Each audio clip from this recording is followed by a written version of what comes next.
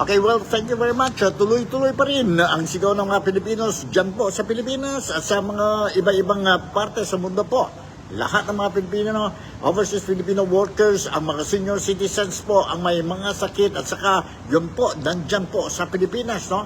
Tuloy pa rin ang sigaw natin, bring home Duterte. Bring home Duterte po. And sana lang po, marinig ang gobyerno. Very clearly, they will hear the message that what the Filipino wants is bring Duterte back home po. Kasi illegal yun po ang aresto ni Presidente or Tatay Digong po last March 11 po.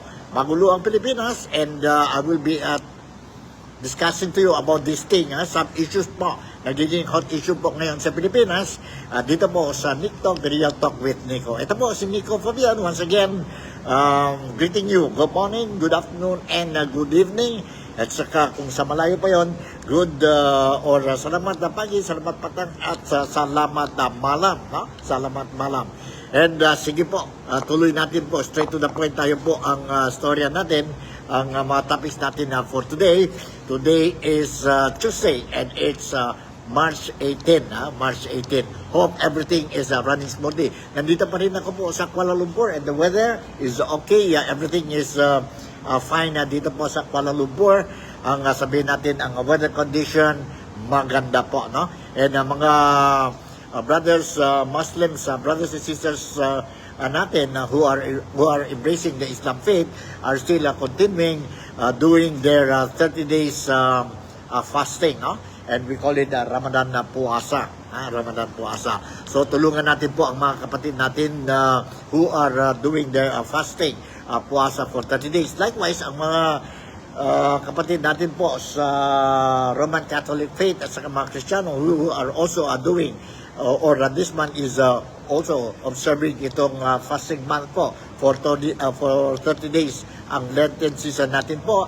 So let's make this month of March and April a very solemn fasting month to both Muslims and Christian believers or faithfuls po. Alright, tuloy natin ang programa natin, ang mga topics na tayo ngayon. Okay, umpisa natin po. Sa Sabah, again, I would like to make corrections po, no? Yesterday, I announced na mayroon tayong, we are going to have a prayer rally or gathering dyan po sa Kota Kinabalu, Sabah is Malaysia. And this is being organized by overseas Filipino workers, ang mga supporters ni Duterte, and those who are very concerned about what is happening po ang Pilipinas and worried about the future of the Philippines, the future of the children po. So, ang announcement po, may kunting corrections tayo. It was, I contacted the organizer and I was made to understand po, this is already now confirmed.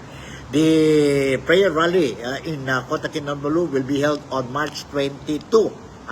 March 22 sa Sabado yun po at from 10 a.m. hanggang 4 p.m. There will be a lighting of candles before culmination of the prayer rally, and of course free candles will be given, but you can bring your own candles. Mas mabuti din yun po, sabi ang organizers. That will be at 10 a.m. hanggang 4 p.m. dito po sa Tanjung Aro Beach 2. Tanjung Aro Beach 2 po.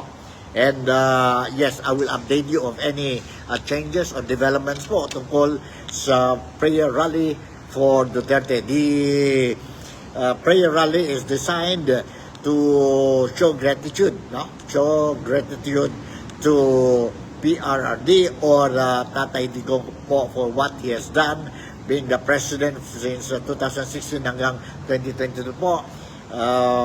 Na-appreciate po ang mga Filipinos dito po sa Malaysia, particularly dito po sa o dyan po sa Sabah is Malaysia or Kota Kinabalu City po. That's why they organized this prayer rally on March 22 sa Tanjung Aro Beach 2 from 10 a.m. hanggang 4 p.m. and there will be a lighting of candles. Now, mayroon na tayo mga donors, no? Or sponsors po of the candles, And I for one also will be donating free candles po sa mga participants ng prayer rally po. The following day, Sunday, then we have to go to church and attend our religious obligation, and let us not forget to include our prayers. Yon si Tatay Digong po for health and safety po while he is under the custody of the International Criminal Court dyan po sa Netherlands. Alright, so yan ang mensahe na I want to pass to all of you. Alright, now itong issue na po, remember this or nagiging hot issue ito po ngayon sa Pilipinas.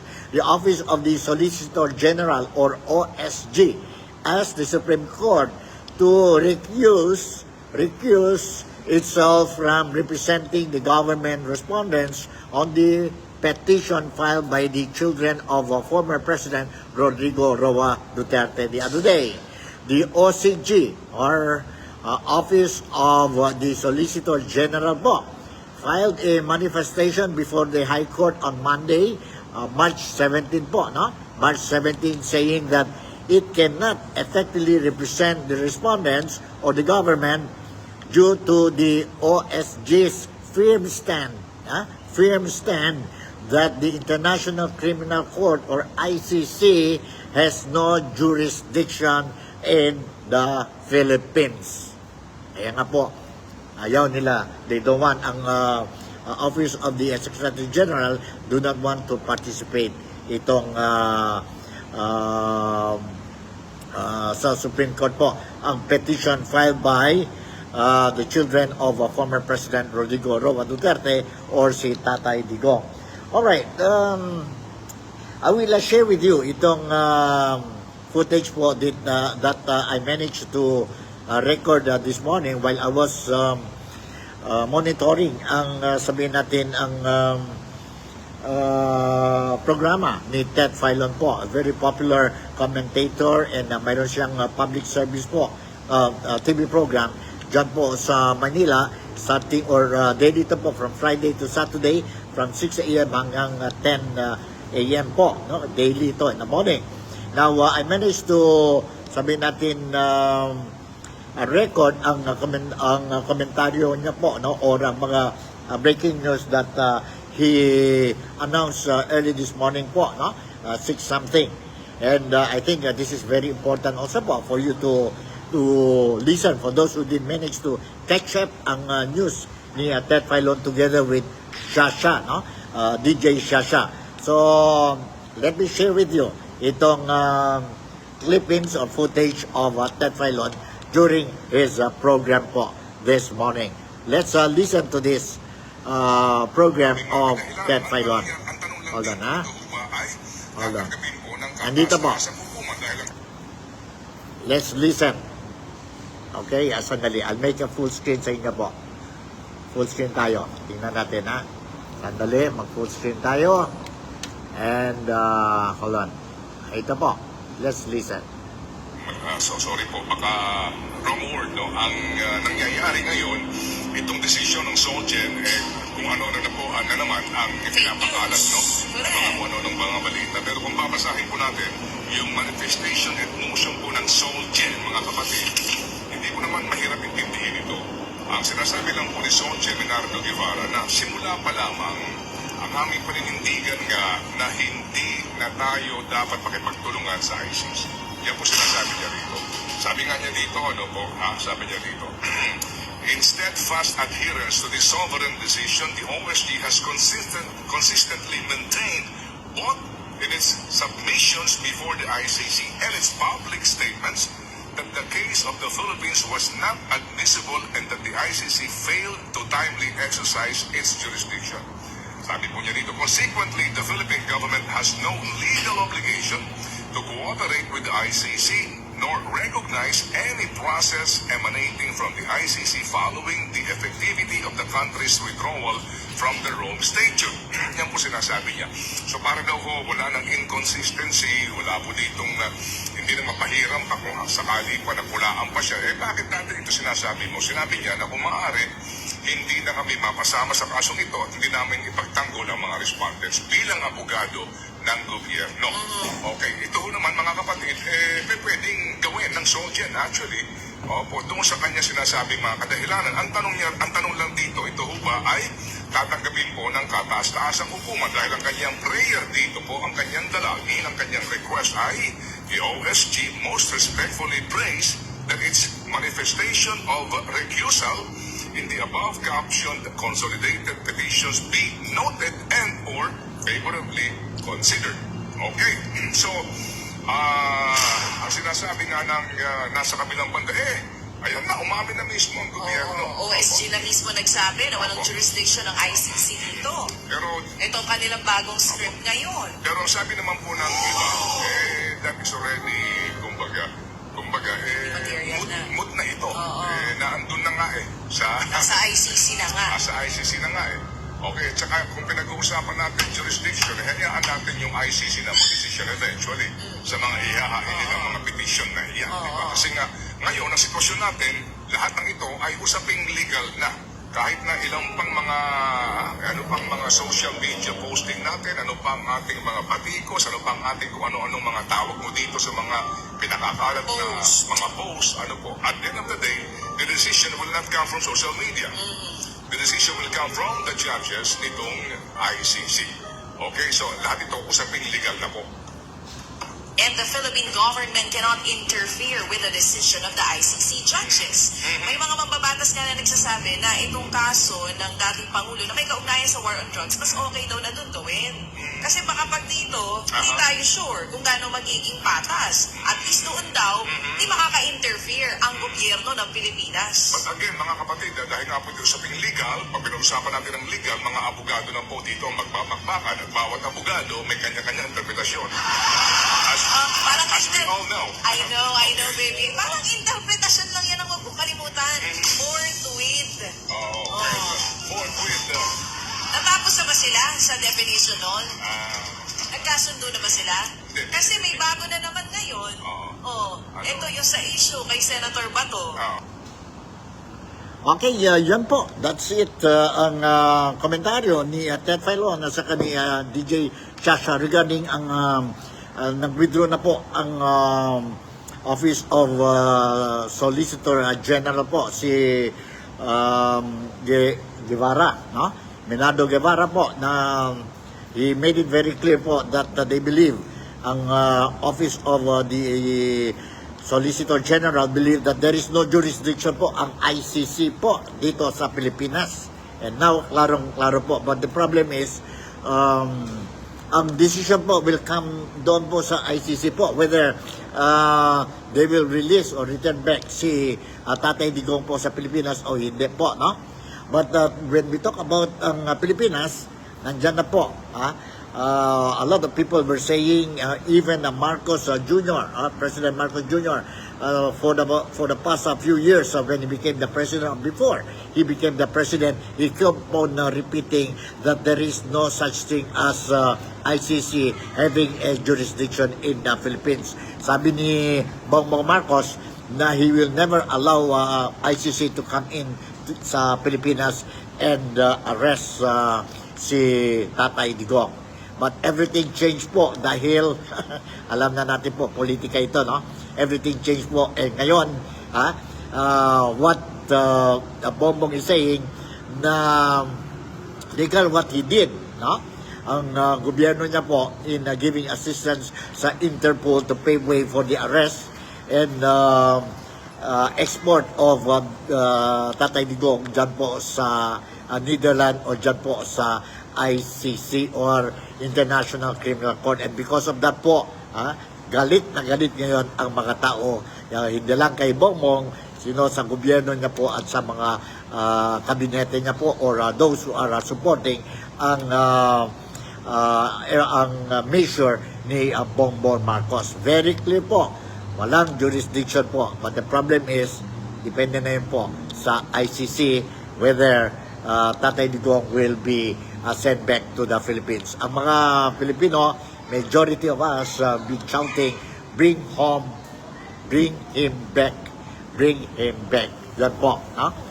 Yan po. Alright, shoutout muna tayo kay Roy Tanagon is also watching my program this morning. Brad Roy, good morning to you. God bless you. And yes, hope everything is doing fine sa iyo po. Kay Roy at saka sa wife niya at saka sa pamilya niya. And of course, sa mother niya po, no? And everybody part of the family. Good morning to you and God bless all of you. God bless all of you. Okay, tuloy natin po itong istorya natin about ang Office of the Secretary General na iwas na po. They don't want to get involved dito po sa issue ng petition filed by the children of Tatay Digong po, no? Regarding ang arrest ni Tatay Digong po the other day. That was March 11. March 11. And grabe ang issue ngayon po. Okay, apart from this, si Shasha, DJ Shasha and Ted Filon also touch on the issue of Senate President Chis Escudero, and referring to the issue of the possibility of Senator Bato de la Rosa, who will also be, most likely will be issued with a warrant of arrest and be brought to the ICC or be under the custody of the ICC or criminal or international criminal investigation po together with Tatay Digong. Nandito po ang komentaryo or statement nila po this morning and I recorded. Again, I'll give you a full screen po, no? Full screen. Yan. Pero pwede natin gawin Hold yan. on, ha?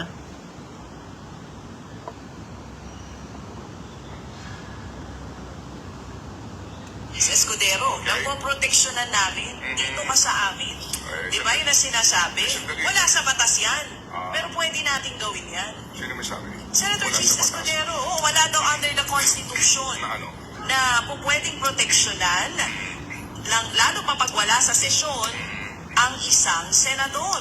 Okay, sige. Ito, nabanggit mo yan. Although ako naman sumasandal doon sa sinasabi ni Senator Bato. Di ba sabi niya, pag may lumabas na ICC, or magpapahuli daw siya.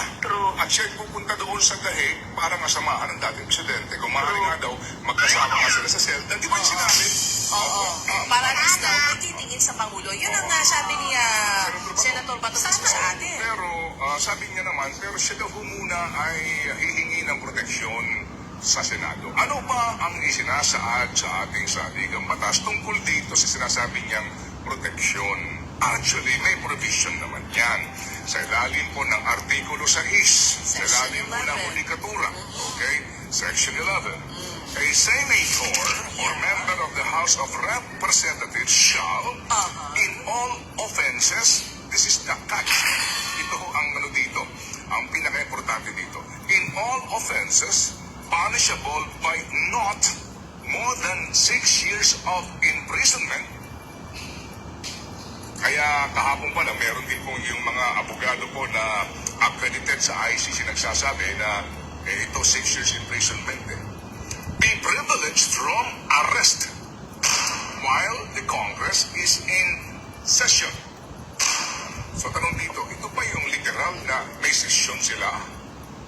Opo, dalawa din kay si Pantian. Talagang literal na nasa session sila at dumating doon yung mga pulis. Inuhuli ka namin dahil meron kang mandamiento de arresto. Oo. Ang pinag-uusapan dito, while Congress is in session, dalawang kaisipan. Ang isa po dito ay, when you say in session, ang bawat kongreso po natin, meron 3 regular session. First regular session, second regular session, third regular session. Yan po yun.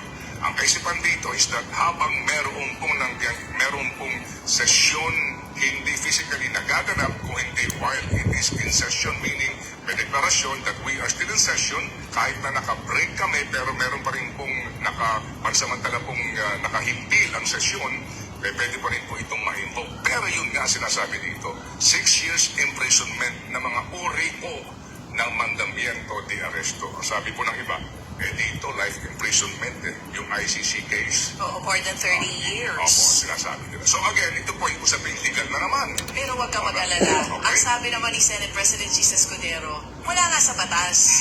Institutional courtesy daw ang pagaganahin nila sa kaso ni Senator Bato. Institutional courtesy, and that is also the survival of the Senate President. Ayun na. Alright, yan po si Ted Filon and DJ Shasha touching, commenting on the issue of Senator Bato de la Rosa, and yan po ang desisyon or mga statement ni Senate President Jesus Escudero po yesterday po, no? And good morning din kay Monin, morning, Brad. Si Monin also is watching. Good morning to you, and God bless you. And those who are watching, of course, I would like to say same greetings to each and every one of you. All right, let's move on. Let's move on with our issues for today po. Now, let's talk about, since we mentioned about Senator Bato de la Rosa, let's once again listen to his sabihin natin, ano ba ito? Sentimento ba ito? Sentimento ba ito? Or ano? His reaction, his statement regarding itong, saan ba ito? Regarding itong possibility of him being arrested. And he spoke during the support rally po dyan sa Maynila early this week or last week po. Nandito po. Let's listen to Bato de la Rosa. Hold on, ha?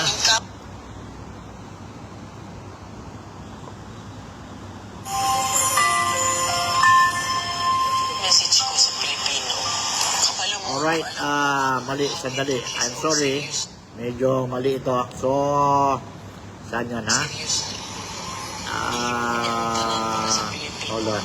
Gusto niyo may maayos na buhay ang Hold on. Saan na yan? Wrong queuing tayo po. Nag-wrong queuing tayo. Let's listen to this po. Si Bato de la Rosa. Okay?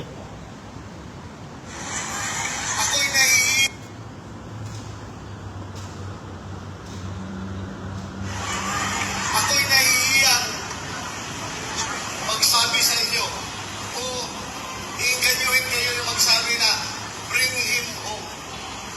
Dahil in the first place, hindi natin siya napigilan na dalhin doon sa ICC. Ako talaga yung masama ang loob ko. Kaya ako sabihin sa ganito na bring him home. In the first place, hindi ko naman talaga siya napigilan na ibiyahe doon sa ICC. Kaya napakasama ang loob ko. Nung nangyari yun, hindi ko alam kung anong nakaramdaman ko. Para bang ganito na tayo ngayon, ka-helpless. Sarili nating pulis ang magdadala ng ating nating presidente, piliting isakay sa aeroplano para ibiyahe doon sa Dahig, Netherlands. On what basis? On what basis?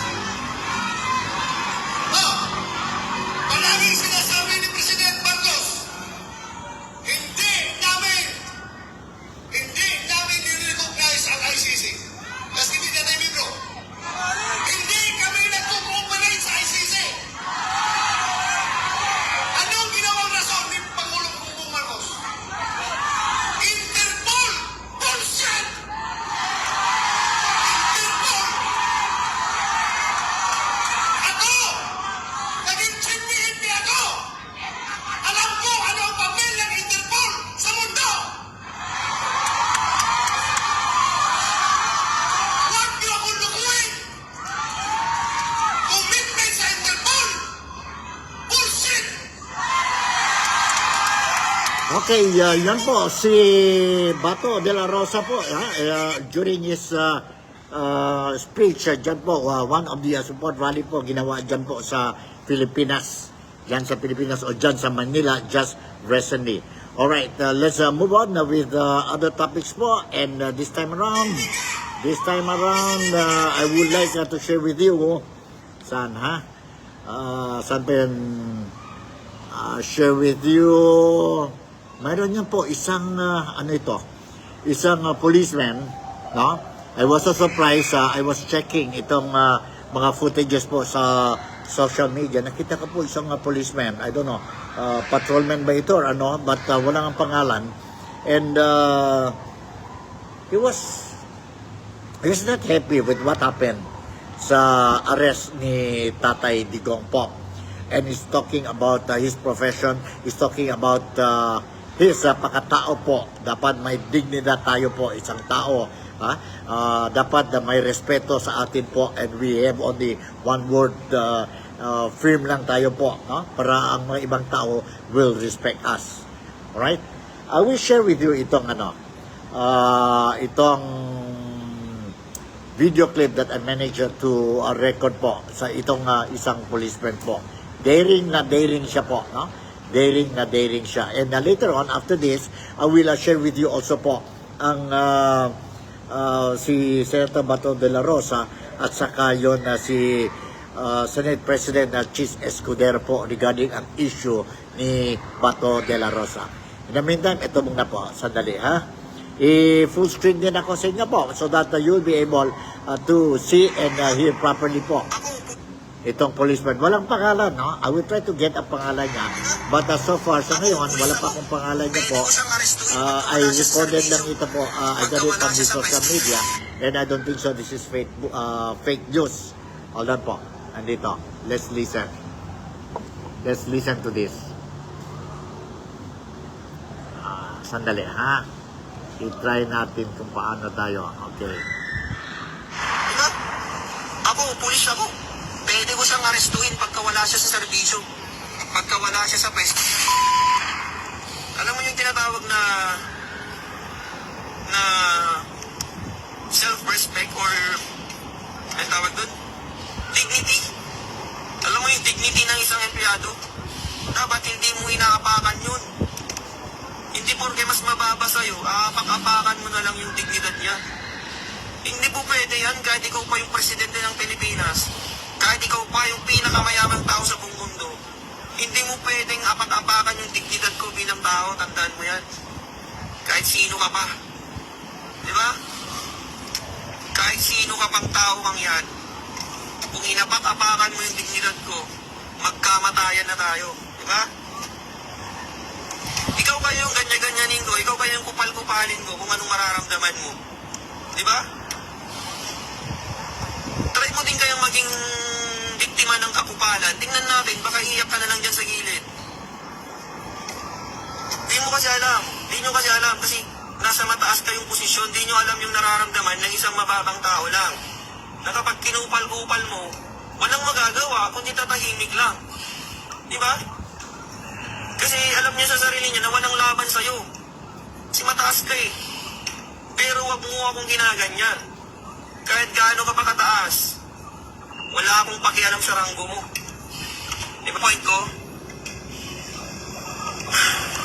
Alam nyo, hindi lang naman PNP ang pwedeng magpakain sa akin eh. Ang dami bang pwedeng paraan yan para kumain ako sa isang araw. Sa buong buhay ko. Hindi lang PNP. Ano yun? Dahil dito ang may pagkain, dahil dito lang ang may pagkain? Ganun ba yun? Nagpulis tayo, hindi dahil sa pera. Tandaan niyo yan. Nung nag-a-apply tayo ng pulis, ang dami nating pinagdaanan. Ang dami nating pagsubok para lang makapasok. Diba? Tapos ngayon na may pagsubok sa atin, ibebenta nyo yung prinsipyo nyo. Ibebenta nyo yung prinsipyo nyo para lang sa sahod. Magkano ba sinasahod natin? Sa aming mga patrolman, 29,000 lang mga kasama. 29,000 lang. Anin mo yung 29,000 kung ang kapalit nun. Anong kapalit nun? Prinsipyo mo. Ipagpapalit mo yung prinsipyo mo sa kakarampot na 29,000? Na magbulag-bulagan ka na lang dyan para lang sa 29,000? Anong kwenta mong pulis, di ba? Anong kwenta mong pulis ka? Ako, wala akong pakialam kung tanggalan nila ako ng trabaho, Wala akong pakialam kung kasuhan nila. Wala akong pakialam. Ang pakialam ko lang is dapat nasa tama lahat. Nasa tama lang lahat dapat. Hindi pwedeng kung ano-ano na lang sasabihin sa atin, susunod-sunuran na lang tayo. Preliminary investigation. Kailangan ipakita mo yung warrant of arrest. Parang yung nangyari kay Rodrigo Duterte. May nangyaring preliminary investigation, mga kasama. May nangyaring investigasyon. Tapos, sasabihin nila, arestuhin kita kahit walang warrant of arrest. Pwede ba yun? Hindi po pwede yun, mga kasama. Kailangan, ipakita mo muna yung warrant of arrest bago mo siya arestuhin. Bakit? Si Duterte ba, tatakas ba yun kapag sinabihan mong may warrant of arrest siya? Hindi naman tatakas yun eh, tsaka hindi naman manlalaban yun eh. Prosecutor kaya yun, alam niya yung batas yun. Pero anong ginawa niyo sa kanya? Anong ginawa niyo sa kanya? Mali yung ginawa niyo sa kanya. Inaresto niyo siya ng walang warrant of arrest at hindi niyo sinunod yung batas ng ICC. Ang sabi sa ICC, pagkatapos yung maaresto yung isang tao, dapat dalhin niyo siya sa competent judicial authority, mga kasama. Competent judicial authority. Pero anong sabi ng administrasyon? Anong sabi ng administrasyon regarding that? Ang sabi nila, competent authority daw yung, competent judicial authority daw yung DOJ na nandun. Putik na yan, anong klaseng pag-iisip yan, mga kasama? Paano naging competent judicial authority yung DOJ? Ang DOJ, mga kasama, is considered as quasi-judicial. Quasi-judicial lang siya. Hindi siya fully competent judicial authority. Bakit? Korte ba ang DOJ? Korte ba ang DOJ? Siyempre hindi. Department of Justice is not a court. Okay, yan po ang footage I managed to get sa social media, and of course wala tayong pangalan dyan po, no? And I don't know whether he's a real policeman or not, no? And but that is one thing that I want to share with you, kung fake ba yun or hindi yun. Be careful lang po tayo po. I'm just showing these things to you, and since naglabas na ang mukha niya po, no? Although wala pang pangalan, I was trying to get his name and whether to confirm kung policeman ba siya, because his claiming is a part of the Philippine National Police po, but I didn't manage to get. But anyway, just sharing you that footage po, and it doesn't mean what he was saying was everything is correct po, no? And I can see and feel his disappointment po sa arrest ni Tatay Digong po, which I think we have the same feelings, mutual feelings kami po when it comes to the arrest of Tatay Digong. Tatay Digong po. So the one is very obvious. He's not happy with what is happening to Tatay Digong po ngayon. Especially now, Tatay Digong nasa Netherlands under the custody of the ICC po, or International Criminal Court. Alright? Now, as I promise you po, nandito po yung footage ni Senator Bato de la Rosa. Senator Bato de la Rosa. You hold on. Let me share you itong footage wherein explain si Senate President Chis Escudero regarding ang issue ni Senator Bato de la Rosa on the possibility if he will be arrested, what are the pwede makuha si Senator Bato de la Rosa sa Senado to in terms of protection. Hold on, nandito po. Let's listen to this.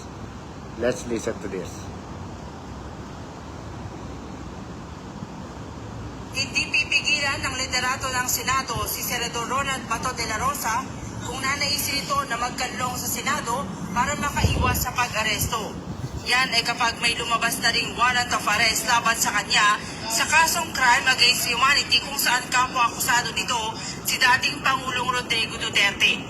Ayon kay Senate President Francis Escudero, hiniling ni De La Rosa na manatili sa Senado hanggat hindi nauubos ang kanyang legal remedy gaya ng paghain ng petisyon at mga apela sa Korte Suprema.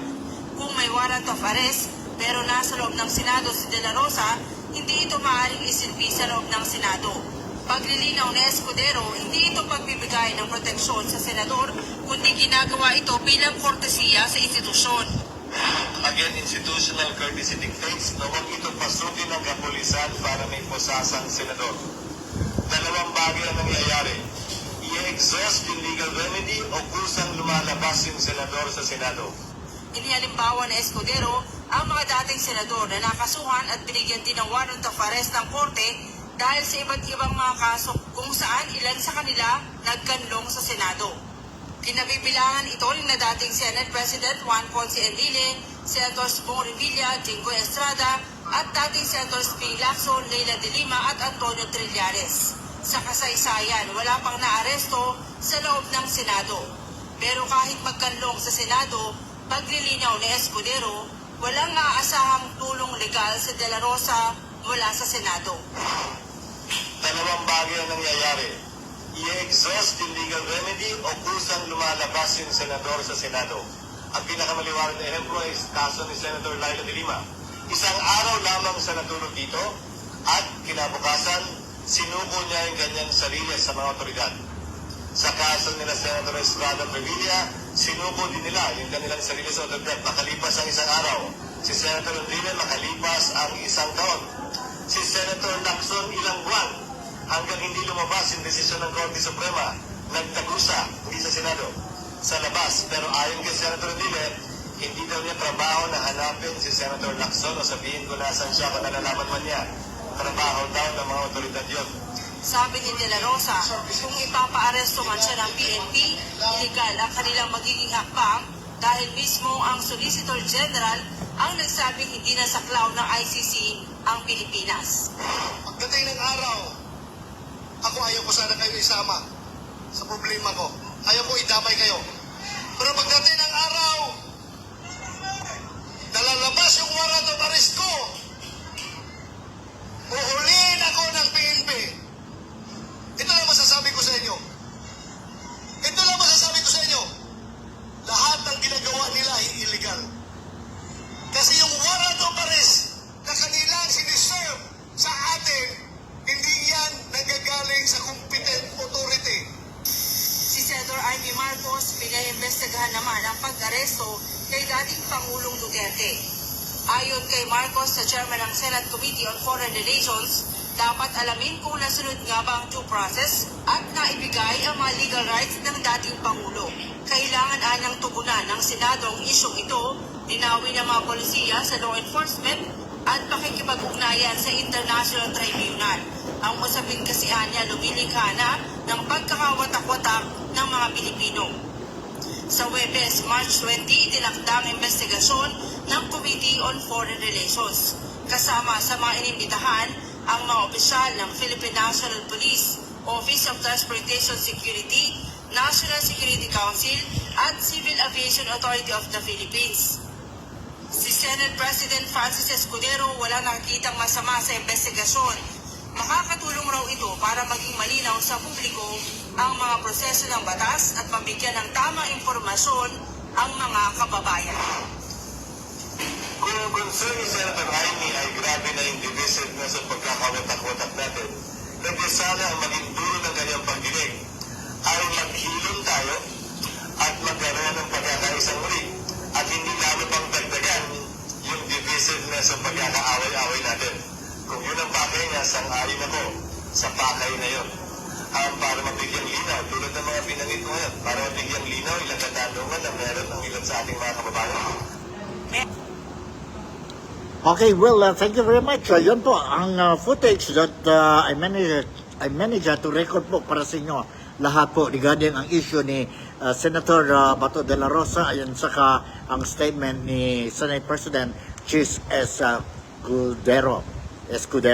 Alright, now let's move on to our next footage, and this time around, I would like to share with you ang footage ni Attorney Panelo, Salvador Panelo, when he was interviewed by international media asking him ano talaga daw ang what is the reason behind the serving of the warrant of arrest of Tatay Digong or former President Rodrigo Roa Duterte.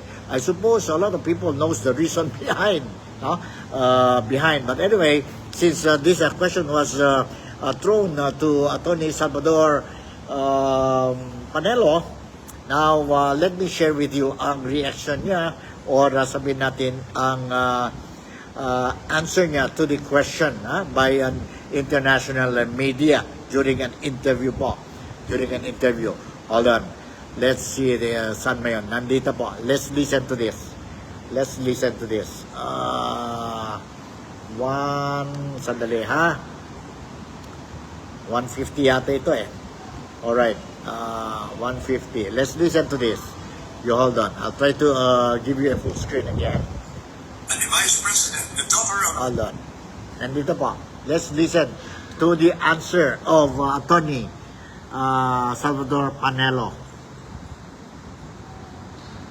people, because the ultimate goal is 2028 presidential elections. The political enemies of the former president want them eliminated.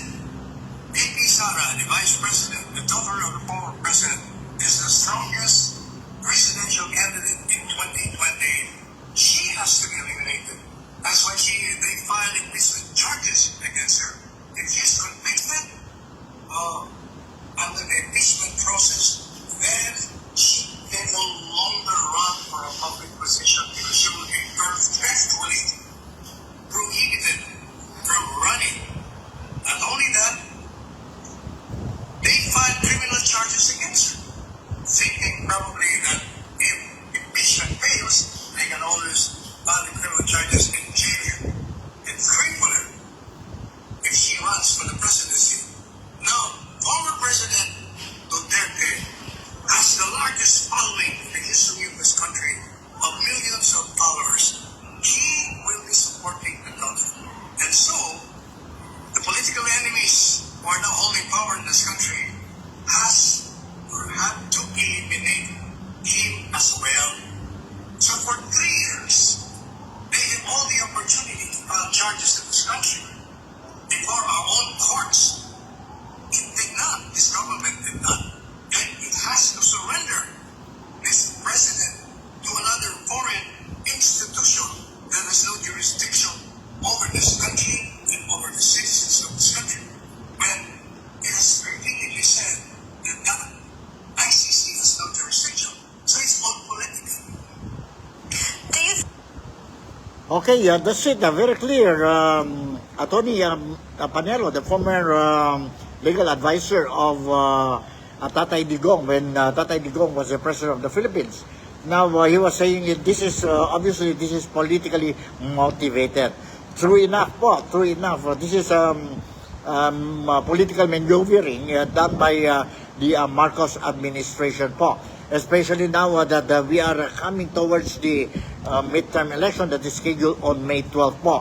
Kaya nga, you look at the situation now, karamihan ng mga tao po sa Pilipinas, especially the voters po, you look at it, na they are not happy, they are disappointed, they are angry with what happened to Tatay Digong.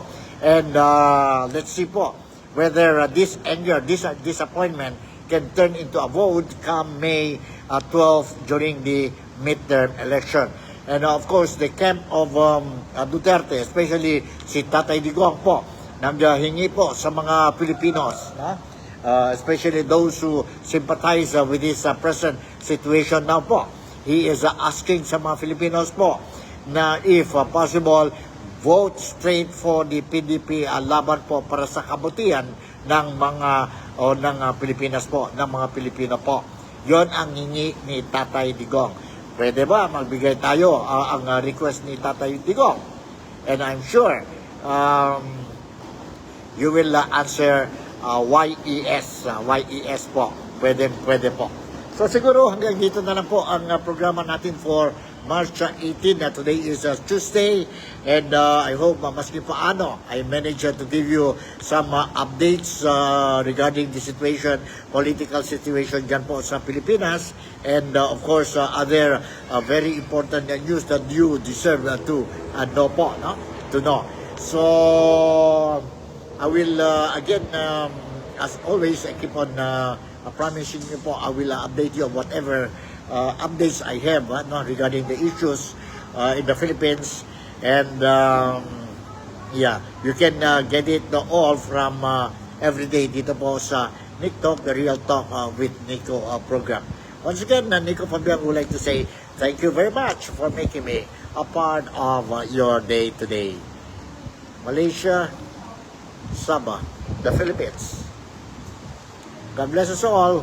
Take good care of yourself, and see you tomorrow in my next episode. Bye.